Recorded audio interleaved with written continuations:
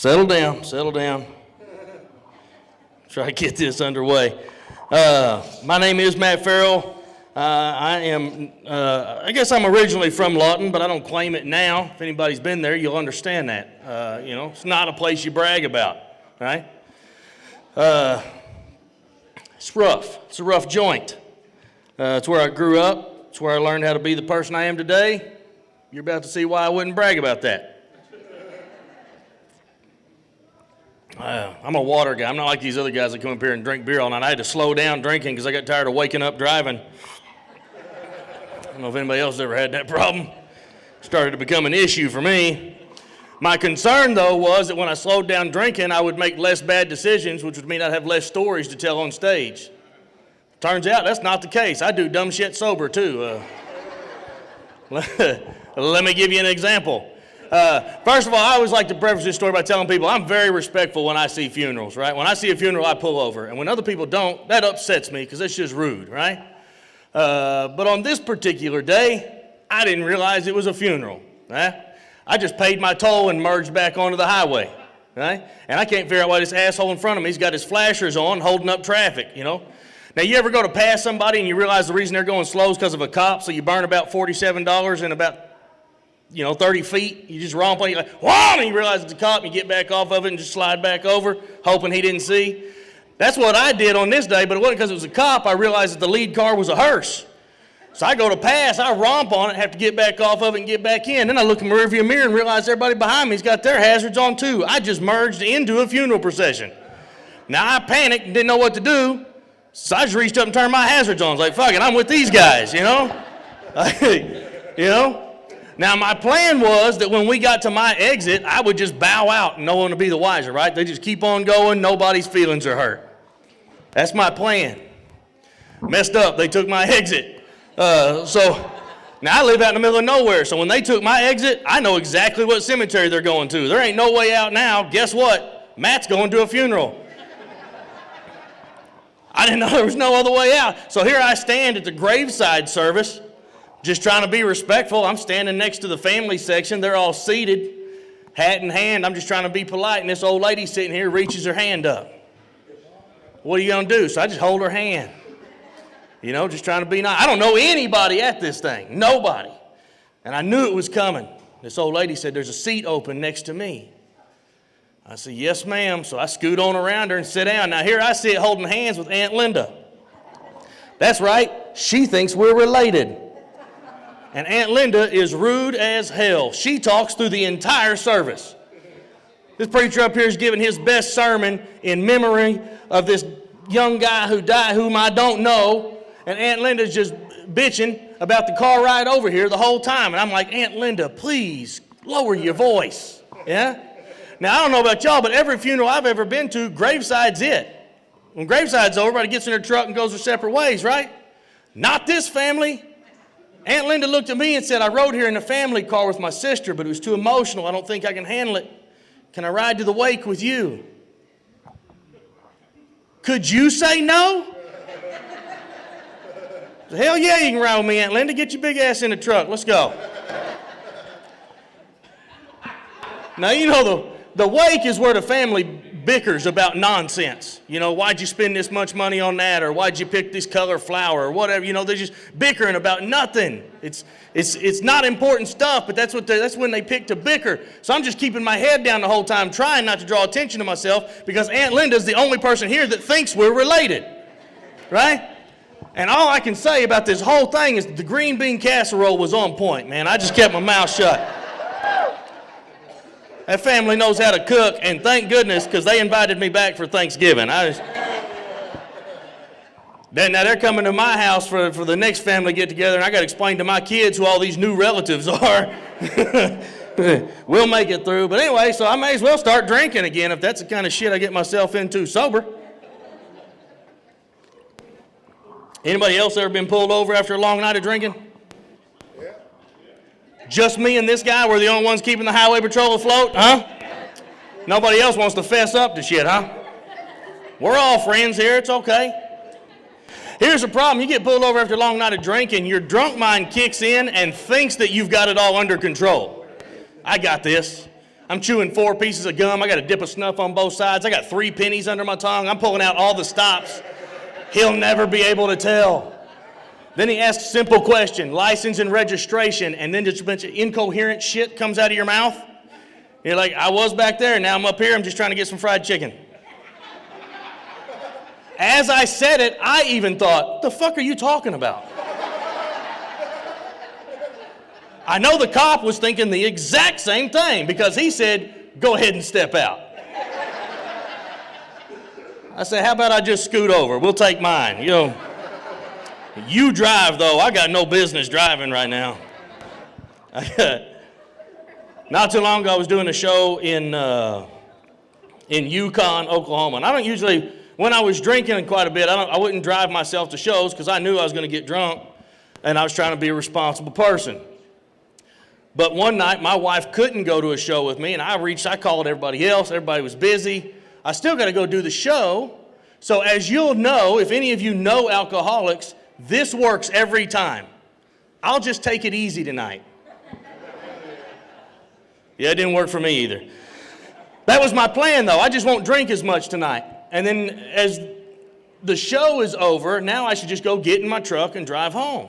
Like, it's done. I've done my job, now go home. But then the next thing I know is the bartender coming around going, hey, the bar's closing. You have to leave, because that's how well I'll just take it easy works. So I'm driving home, and I know I got no business driving. Now I make stories, I tell jokes, I make fun of drinking and driving, but I don't take it lightly. It's a very serious thing, which is why I wear my seatbelt and I drive at 10 and 2 when I've been drinking. I take it very seriously, And sure as shit, as luck would have it, I get pulled over. Now I see them lights come on and I get into cold sweat start. I'm in a panic, right? Because I know exactly how drunk I am. I'm going to jail. And the only thing I'm worried about is I'm driving my wife's vehicle. Yeah, she don't give a shit about me going to jail, but if I get her car impounded, she's going to be pissed, right? So anybody else who's ever been pulled over will know that a cop will ask you the same question over and over and over. They're trying to catch you tripping on yourself, right? But I'm tracking. I'm keeping up with everything. I think I'm doing a good job. Officer takes my license and registration and walks away, and I get pretty cocky. I'm like, hey, I might have this shit under control, right? Then he comes back up and he goes, Mr. Ferrell, will you step out? And I said, all right, never mind. I wasn't doing as good as I thought I was, I guess.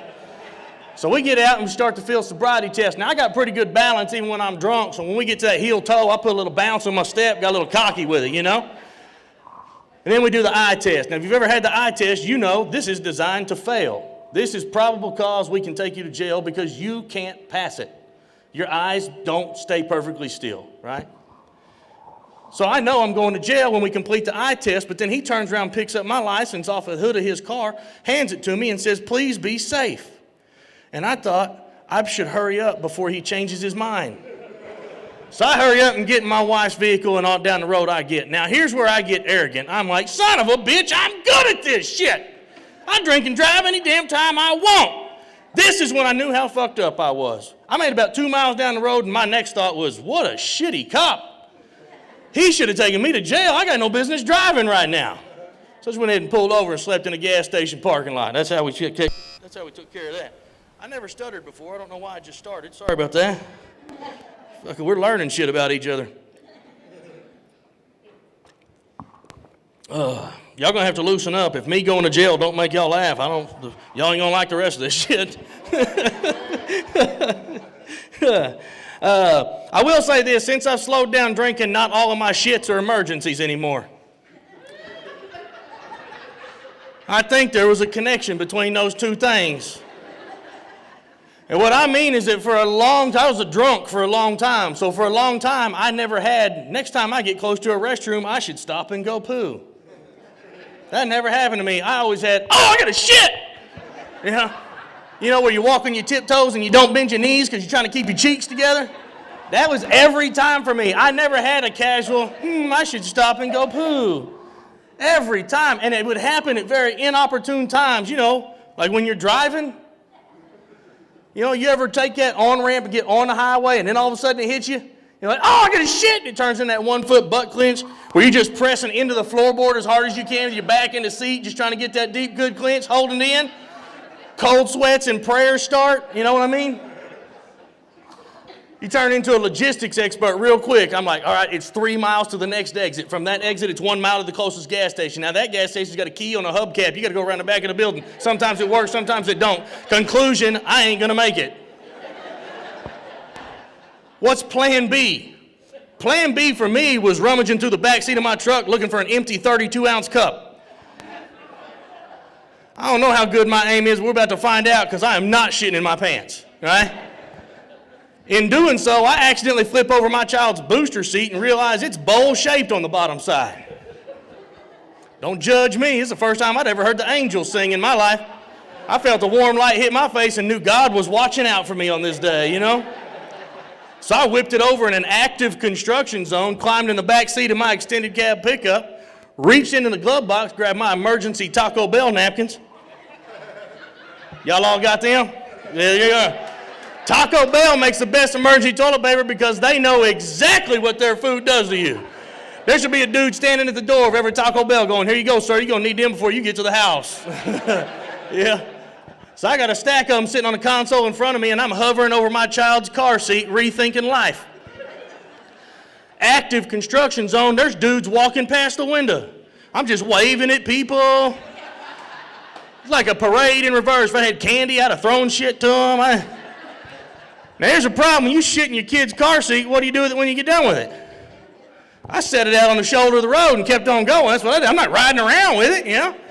I called my wife at work and said, babe, when you get off, we got to go buy a new car seat. She said, why? What happened? I said, I had to poop. She said, shut up. I don't want to know anymore.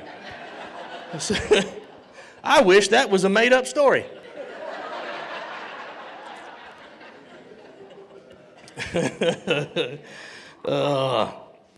I'm in my 40s now, and I'm still learning stuff about myself. How many people are over 40 in here? Make noise. Don't raise your hand, make noise. There you go. How many people under 40? Be proud and make some noise. There you go. All right, you motherfuckers listen up. Y'all about to learn some shit. Okay? Here's something I heard my whole life growing up from my dad, my grandpa, my uncles. I never knew what they were talking about. I thought they were just being silly, right? Never trust a fart after 40. I didn't realize they were preaching the gospel, right? I thought they was just being silly. Now, here's the problem. Farts are funny.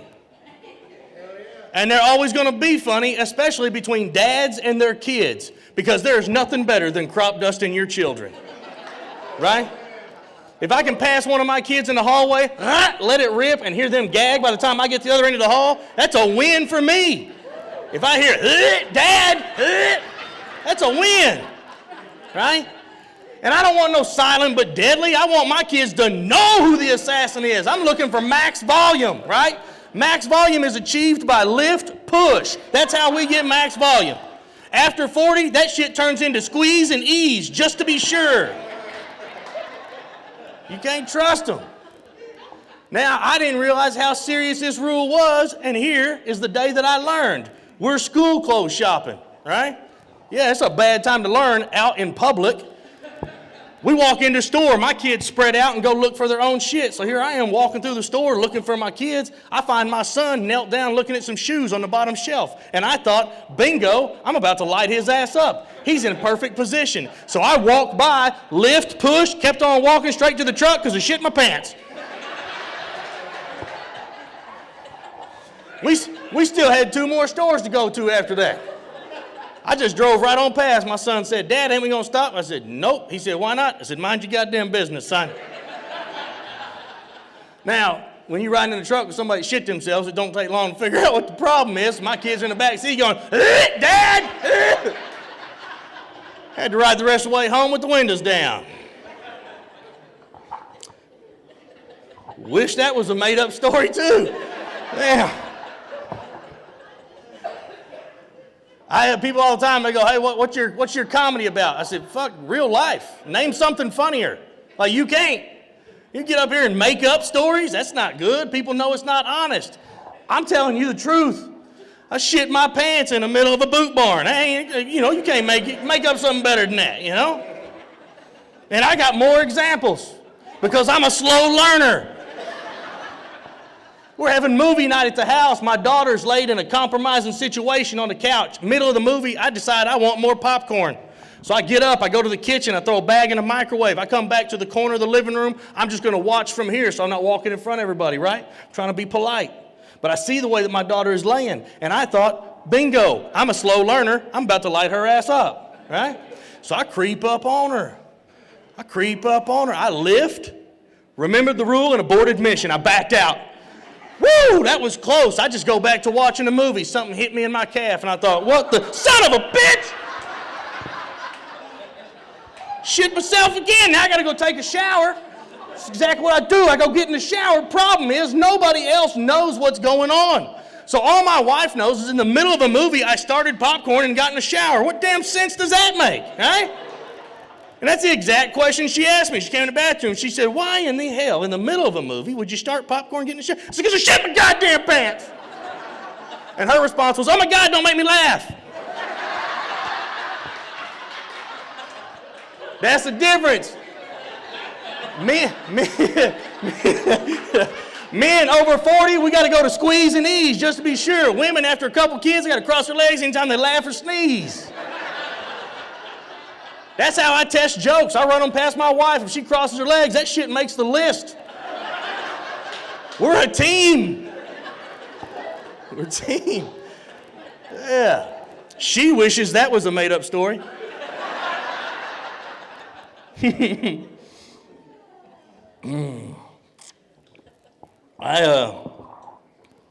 40 also did, man, 40 made me fat.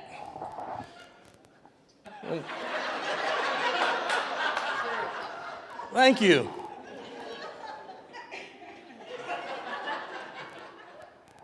What the hell? I'm pretty sure I was fat before 40, but I'm blaming it on 40, right? But there for a while, it wasn't the kind of fat where I was like, babe, I need bigger britches. It was the kind where I came out of the bathroom and said, babe, we need bigger towels. I wrap a regular bath towel around me, it looks like a slutty cocktail dress, got a split all the way up the hip. I come out of the bathroom like a sexy bitch. You know, I'm feeling myself. Right? So now we got all beach towels in my house. It means they're bright and colorful and got cartoon characters on them and shit. The towel rack in our bathroom looks like Mardi Gras all the time. It's just colorful as shit.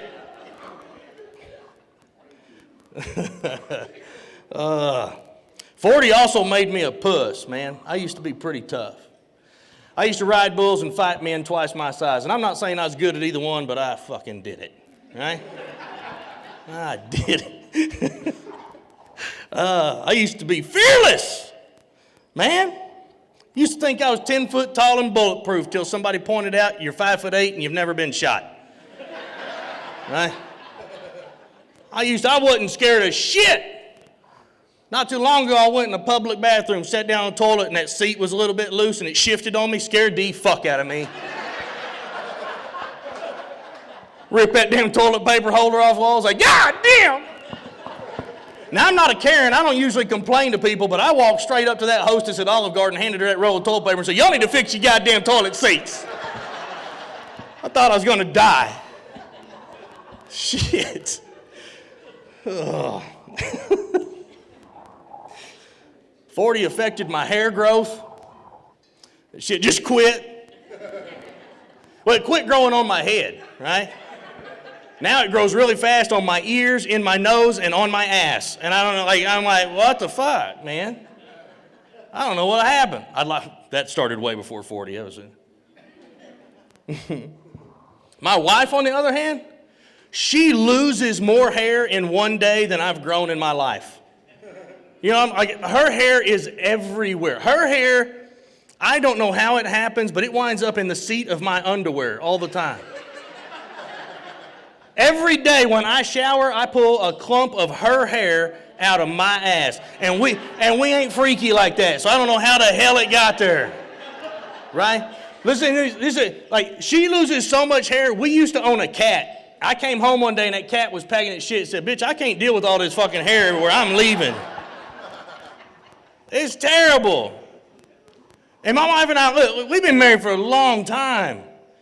The hair in the sink is going to be what drives us apart.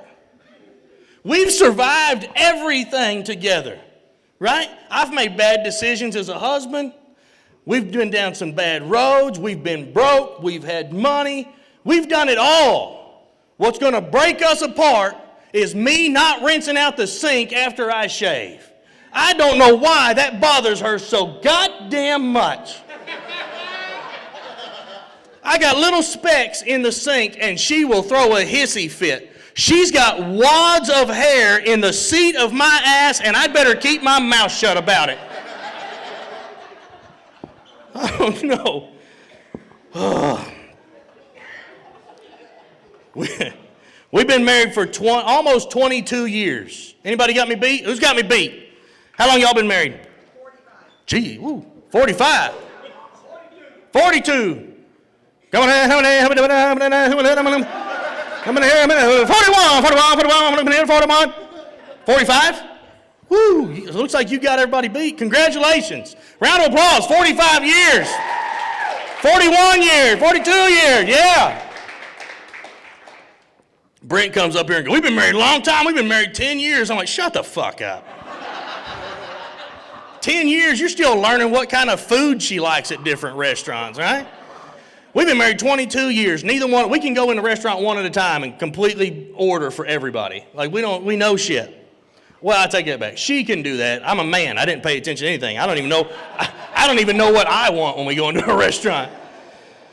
I look at her and go, what kind of cheese do I like? She goes, fuck all of them, dumbass, just pick one.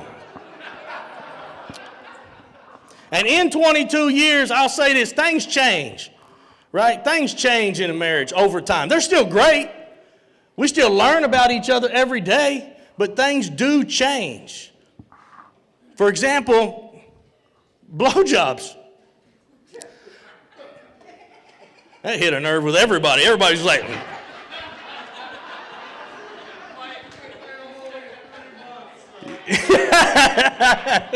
Here's the deal, dude. Blowjobs used to be offered. Now they're how I get her to volunteer on long drives, right? Because used to we'd be driving, I'd get sleepy, and I go, babe, I'm getting sleepy. I think some roadhead would help. And she's like, nah, it's all right. Pull over. I'll drive. Well, it's not exactly the route I was trying to go there, but all right. But now I learned, so I just play that shit to my advantage. I just act like I'm sleepy all the time. Tell her I want a blowjob. She volunteers to do everything. I got this shit figured out. I just play dumb. And after 22 years of marriage, man, we still have a lot of fun in the bedroom. Watching TV. Most common sexual position in my house is doggy style. It ain't what you think. It's where I sit up and beg like a dog and she rolls over and plays dead. That's what we got going. What we spend a lot of time in the bedroom watching TV. She likes watching Who Wants to Be a Millionaire, and I don't, because I'm not smart enough to answer any of the questions past the first 3, which are, special ed class questions. What color is pink? Like, oh, for $1,000, I got it, But I don't like that show because I'm not smart enough for it. So I just roll over and go, hey, you want to have sex instead? She said, nope. I said, goddamn, think about it for a second. You got to answer so quick. I said, is that your final answer? She said, yep. I said, well, then I'd like to phone a friend.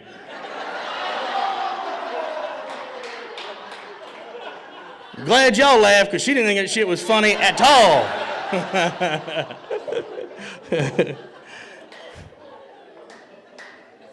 Laying there watching a commercial came on for blackpeoplemeet.com. I just looked at her. She already was reaching for the laptop, She's like, oh, I know you want to make a profile. Go ahead. We know each other. I did. I got on blackpeoplemeet.com and I made a profile and I was 100% honest. I didn't try to say that I was a black guy. I didn't try to act like I was somebody that wasn't. I was honest. I said I'm a 6'4" bodybuilder, architect. I was honest, right? And they hooked me up with a real nice Chinese guy. So the site does work.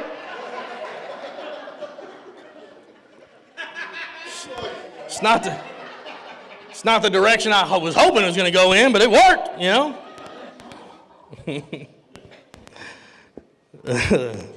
my My youngest son, when he was quite a bit younger, he came in one day and he said, "Hey, how come mom's got a tramp stamp?" I said, "Whoa, whoa, whoa. When it's on your mom, it's just called a lower back tattoo, son. It's not a tramp stamp, all right?" We got to learn the difference. The rules are different for your mom and everybody else on the planet. That's just the way it works, right? But we can talk about tattoos a little bit. I got nothing against tattoos. I look like a convict when I don't have a shirt on, so I can't talk shit about tattoos. But I will say this, goddamn, stop and think about it before you get it, for God's sake, right? I don't know if you know, but you got it for a long time once you make that decision, right? I mean, that's a commitment. You can get rid of a wife quicker than you can get rid of a tattoo, right? Think about it. Don't get what cartoon characters are popular now. Think about what it's going to look like in the future. Right? You get SpongeBob SquarePants on your leg right now, eventually your skin's going to wrinkle up and it's going to look like a cancer spot, right? You get a Tasmanian devil tattoo, eventually it's going to look like a poop emoji. Like, it's just, right? Don't get Chinese words. You don't know what the fuck that says, unless you're Chinese. Okay? And don't give me this shit. I went to a girl one day, I said, "Why would you get that? You don't know what that says." She goes, "It stands for love, peace, and harmony." I looked it up on Google before I got it. I said, "Bitch, I looked it up on Google, said how I could add 3 inches in 3 easy steps, and all I got was carpal tunnel," right? You can't believe everything you see on the internet, right? That stands for Kung Pao chicken, right? You're walking around looking like a Chinese menu right now. Damn. Think about it before you get it. Spell check. Even if you're getting shit in English, spell check. Nobody wants a tattoo that says "no regrets." Y'all remember when the baby footprint tattoos were real popular? Anybody got any in here? Baby footprint tattoos. Oh, you got some back here? You got them or she's got them? Oh, you got them. I'm not going to make fun of you. You're a lot bigger than me. No, we know it really is a cute idea unless your kid was born with abnormally large feet, you know what I mean? Which we know a girl and her kid was. I mean, this kid come out with some fucking stompers on him, right? And then she got the tattoo on her chest and she's got big tits, right? Gravity eventually is going to take over. Them tits are going to get longer and so are them footprints, right? When she's 60, it's going to look like she was drop-kicked in the chest by a Sasquatch, man. You got to think about shit before you commit. Think about the future. That's my campaign slogan when I run for president. Think about the future. Drink not as much tonight.